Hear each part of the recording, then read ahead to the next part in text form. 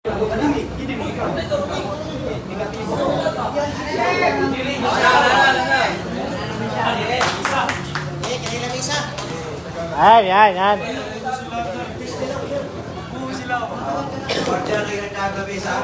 So, magandang hapon mga kapatid. Nandito pa tayo sa Plaza Independencia ngayon.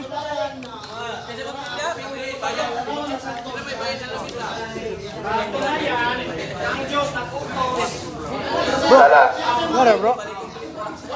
Yan na, bro, yan na ba? I-video to? I-video. Ibo na kay sino ka ko na? Kau tidak be? Yan na ba? Yan.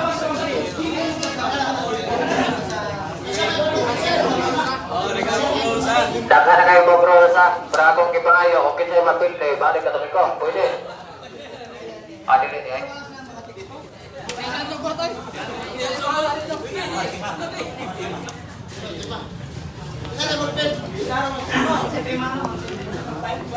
Wala sa tema dai. Boss, Pinsan ni Karte pinsan ko.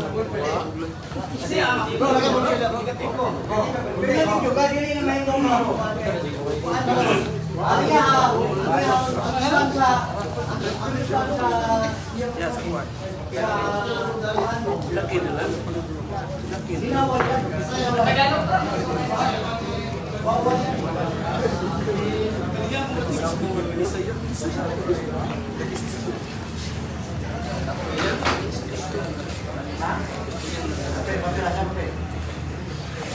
bro, i-check ra gud bro og tinaw ako bro.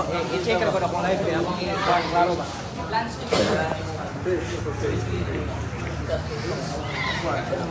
Buhay mga teksto ya.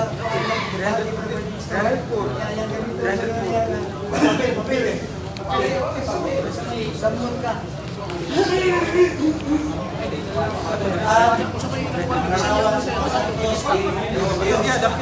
Kamu kau ba ni G?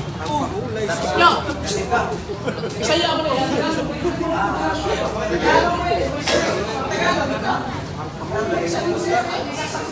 Ini bukan tayo mga. Palagi ang ay mga ang pamulay.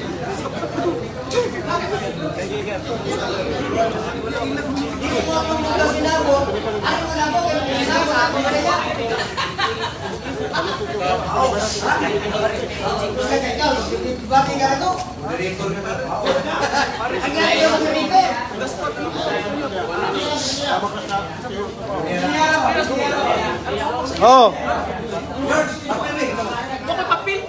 Nakalandscape bro.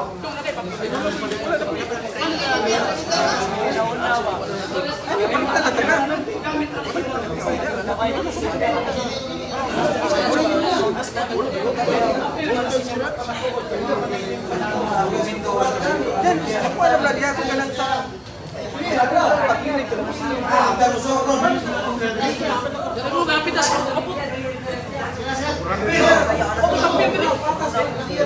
Disiden.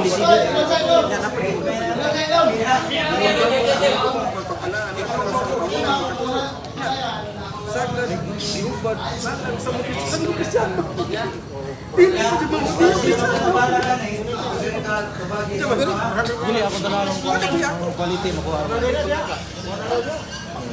Sisi, ito.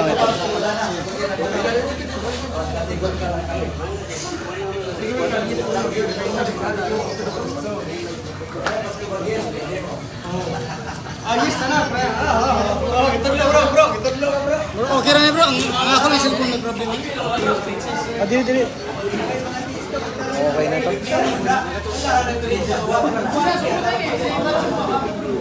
Sige, sugod na.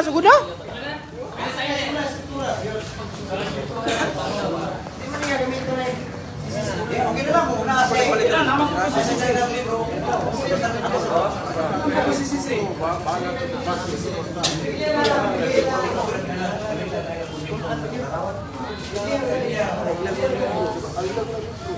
Wag laro ha, basta moderator ha. Okay na. Para makuha yung baba, kaya nag 500 kada sa ninyo. Ito. Wala ka, dahil ito ang positive. Mauna ka, dahil ito ang positive. Negative man siya. Oh, positive siya. Affirmative. Affirmative. Oh, affirmative ang mauna. 10 minutes. Wala isikan. Wala na sikan. 10 minutes. Tapos cross examine. Mahal lang yun. 5 minutes. 5 minutes lang. Kaya 10 minutes. Ako ay babaro. Hindi ko sa punti lang. Cross examine. 10 minutes. Sama. Sige na. Tagalog ha, Tagalog. Ako lagi mga O sobra duha na kabarog, ila duha kabarog. Usar kabarog. Tiba.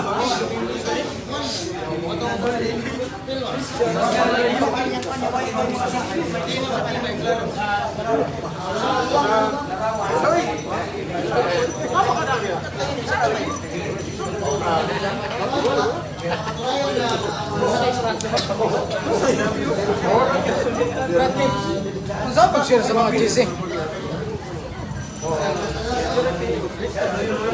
Group sila na, group ka na. Oh, yun na. Wala mo kayo na-invite, pa-invite sana. Pila ko na dan. Invite niya sana. Pa rin, pwede ra, pwede ra.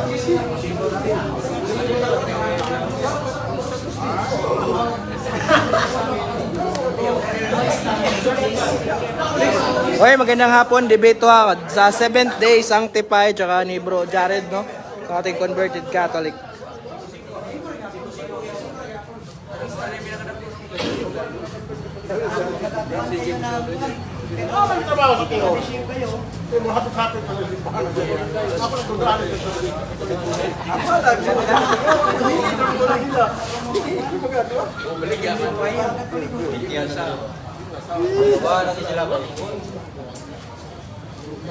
Nagnindo nila ti Mara. Rawan.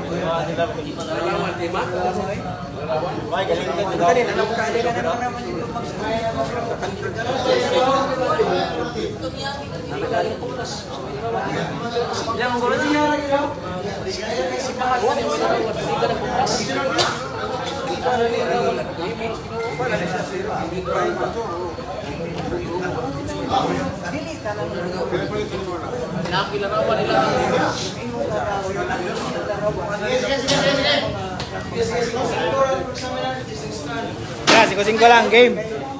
Game, minalata, minalata.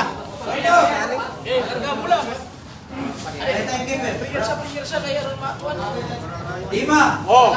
Patunayan na ang larawan ng mga santo ay hindi Diyos-Diyos ayon sa Biblia. Okay ka? Okay. Pindi na ka. Affirmative. Affirmative.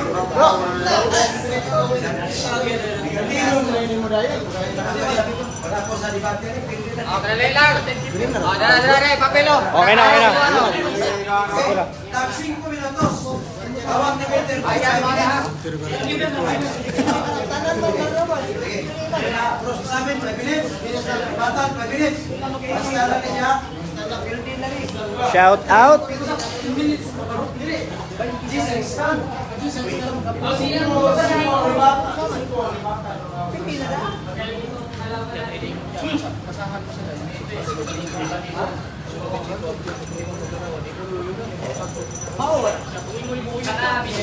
Oh, naka-live na ko, bro.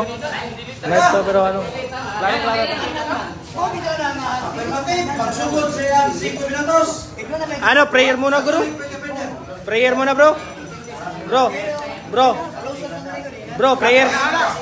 Prayer, bro, bro. Prayer, prayer. Pero hala, sana, Katoliko, dating daan.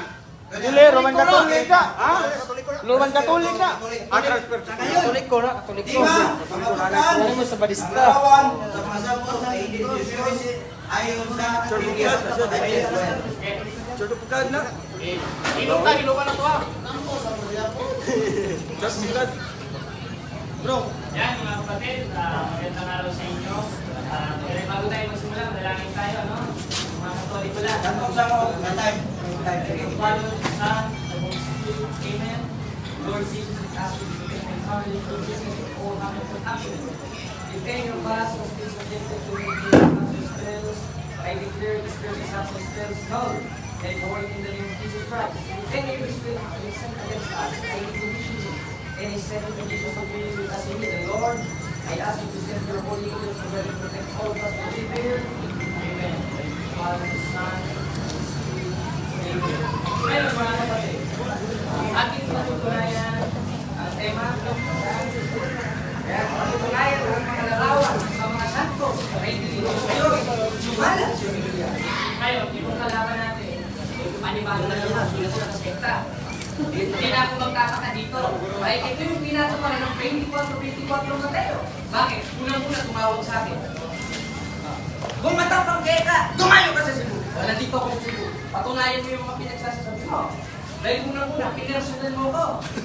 Kaya, ang masasabi ko sa iyo, kung nandito lang si Apostol, baka batukan eh. Bakit?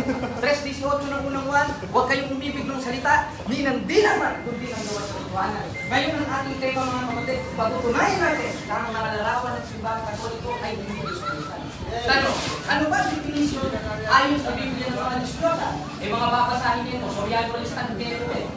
Binasahan ako ng 4:6 ng unang Korinto, hindi naman alam yung context. Teka! Lahat ng aral ng Katoliko, wala sa Biblia! Binasa yung 4:6. Hindi patunayan natin. Pero, ang tema natin, papatunayan ayon sa Biblia na ang mga larawan ng simbahang Katoliko, hindi Diyos-Diyosan. Patutunayan ko, siya ang Diyos-Diyosan ayon sa Biblia. Ano nyo natin? 4:8 ng Galatia, sabi ni Pablo, kaya hindi naman sa panahon yun, sa hindi niyo pagkilala sa Diyos, ay nasa mga kaalipinan sa katutubuhin sa mga sino. Ano ako ba ang mga talatang binabasa ng mga protestante para papunayan nila na ang mga larawan ng mga santos ay mga Diyos-Diyosan? Unang binabasa nila yung 25:6 ng Exodo. Ay, ikaw mga Katoliko tinutukoy dito. Huwag kang gagawa ng larawang iniwan. Nakawangis ng anong nasa langit sa itaas, nasa lupa sa ibaba, nasa tupig sa ilalim ng lupa. Hingot. Ano ba ibig sabihin? In Hebrew, ang nakalagay ko, Besel. Sa Biblia, dalawang klase ang mga dito. Besel at Besel. Yung na sabi, inutos ng Diyos yan. Kung para sa'yo, lahat ng mga larawan ng Diyos-Diyosan, ibig sabihin pala ng Diyos, nagpagawa ng Diyos-Diyosan. Ibot-bot na. Bakit? Kasi yung isa pang binabasa nito mga ito, yung nasa Salmos, may matang hindi nakakakita, may ilong na hindi nakakaamoy, may bibig na hindi nakakapagsalita. Ano yung pinagawa na Diyos sa 3:10 ng ikalawang kronika? Sa 6:29 ng unang hari na in Hebrew, is Miklaet, feminine grade yung English, kaya siya pa siya. Hindi Diyos mo sa bakit. Yan ang tutulad mo ngayon sa process ng eleksyon. Ang dami kong talatang binasa, bumasa ko ng Hebrew, hindi lang natin dala yung Hebrew Bible. Ngayon, gibain mo yan, kung ayaw natin. Dito lang natin puputulin, tingnan natin yung pag-usapan. Okay na? Dapat. Okay. Bibigay niya. Okay. 5 minutes for sa amin sa negative, affirmative. Go ahead, 5 minutes for sa amin. Okay, maraming salamat po sa ating lahat, no? At sa ating katunggali, ito si Brother Jared, no? Nakilala ko sa social media. Ito yun na sinasabi niya. Ako dito para makipag-diskusyon. Pero pwede diskusyon yun. Unang tanong, yung patutunayan mo na ang larawan ng mga santos ay hindi Diyos-Diyosan. Mababasa mo ba sa Biblia yun? Yes or no? Yes, tutunayan yung mga anghel, mga santos. Okay. O sige na. What's up? Sabi, kawang-mangan yan eh. 24 na binagawin ka. At ang pag-isip ng kawang-mangan, kasalanan. Ikaw meron sa atin. Ikaw pala hindi marunong ng diskusyon eh. Sige bro, proceed bro, proceed bro. Bro, ang tema natin, patutunayan ko ng mga larawan ng mga santo sa dito. Ano ba ibig sabihin ng santo? Banal. Ngayon, yung mga anghel, banal ba? Banal. Ikaw lang naman yung balbal. Ngayon, kung banal ang larawan ng mga santo, o kung ayun na, sige. Okay. Sasagot lang ako sa Sige, madali. Sige. Okay. Pangalawang tanong, hindi mo nasagot ang tanong ko. Jason, gusto yung ano? Okay, Jason. Sige, sige. Huwag ka lang mag-comment, tanong lang. Sige. Sumasagot ako eh. Hindi ka lang marunong makinig. Bakit? 8:47 naman, dahil yung sa Diyos, nakikinig ng salita ng Diyos, kung wala kang napakinggan, hindi ka talaga sa Diyos. Okay. Tanong, saang bersikulo ng Biblia mababasa na yung mga larawan ng santos hindi Diyos-Diyosan? Basa mo ha? ng ikalawang kronika. Sa kabanal-banalang bahay ay gumawa ka ng larawan ng mga kerubin. Tanong, Diyos-Diyos ba yun? Hindi. Ano ba yung kerubin? Banal. Ibig sabihin ng banal, santo, hindi Diyos-Diyos, ikaw ang Diyos-Diyos. Next question. Okay. Sunod, pangalawang tanong. Mayroon ba dito sa binabasa mo, Galacia 4:8, mababasa ka dyan na nagsasabi na ang mga larawan ng mga larawan ng mga rebulto ng mga apostoles o mga banal ay hindi Diyos-Diyosan. Mababasa o hindi? Hindi.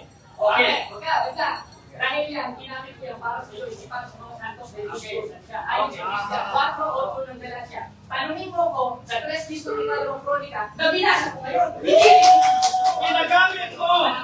Ginagamit mo ba ang Galacia 4:8 para patunayan na ang Diyos-Diyosan ay mababasa sa Bible or nagagamit ka lang ng ayon sa iyong iniisip? Napakalina, Wala sa mababasa. Sabi ko kanina, mapapatunayan ba sa 4:8 ng Galacia na mapatungkol sa Diyos-Diyosan yan? O basahin natin, baka hindi mo na klaro. Kaya hindi naman sa panahon ngayon, sa hindi nyo pagkilala sa Diyos, kayo na sa pagkaalipin ng sa katutukoy, hindi ba kayo? Ano ba hindi ba kayo? Hindi Diyos-Diyos! Okay. Okay. Next question. Mababasa mo ba na mayroong turo ang mga apostoles na kailangan tayo gumamit ng mga larawan ng santo? Yes or no? Yes! Kasi hindi yan ng letra. Okay. Kung sasalpakan mo kung letra, isasalpak mo rin sa Kristino. Okay. Bakit?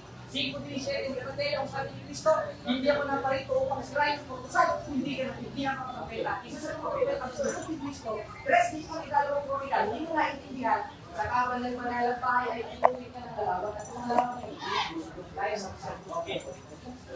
Ang tanong ko, sabi ko, mababasa mo ba dyan sa utos ng mga apostoles na yung larawan ay hindi Diyos-Diyosan? Objection, binagot niya na, nilagyan niya na ng utos. Yung unang tanong niya, walang utos, walang utos. Tima. Okay. Sunod na tanong. Sang-ayon ka ba na ang Diyos-Diyosan ay nagrepresentar ng hindi katotohanan? Yes, at least, ano to? Yes. Salita. Salamat. Baka babasahin mo yung 25 ng Roma, alam ko na yan eh. Ngayon, yung sinabi mo, yung mga Diyos-Diyosan ba, may representa sa mga hindi tunay na Diyos, ikaw na nga, ikaw yung bawa doon eh, kaya yung isang debater dyan, nagpapakilala ng Diyos, umakit ka rito, magpag-diskusyon ka ng bakit? Dahil sabi sa 4:8 ng Galacia, ganyan din naman sa panahon yun, sa hindi nyo pagkilala sa Diyos, kayo na sa pagkalimpi ng sa katutungkay ng mga Diyos. Kaya, bako, basahin mo kung 25 ng Roma, 5:7 ng Deuteronomio, 22 ng Apokalipsis, 17 ng Gawa, alam ko na yan, Sunod na tanong. Meron ka bang mababasa, merong apostoles nagpagawa ng larawan? Yes or no? Okay, meron. Para sinasabihin.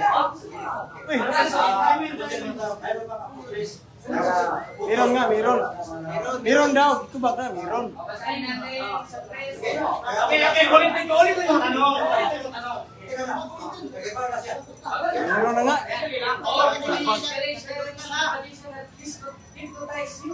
And cast into spirit upon you. You use them to see meaning of Jesus Christ and believing. I wave a placard before you, a picture of Jesus Christ.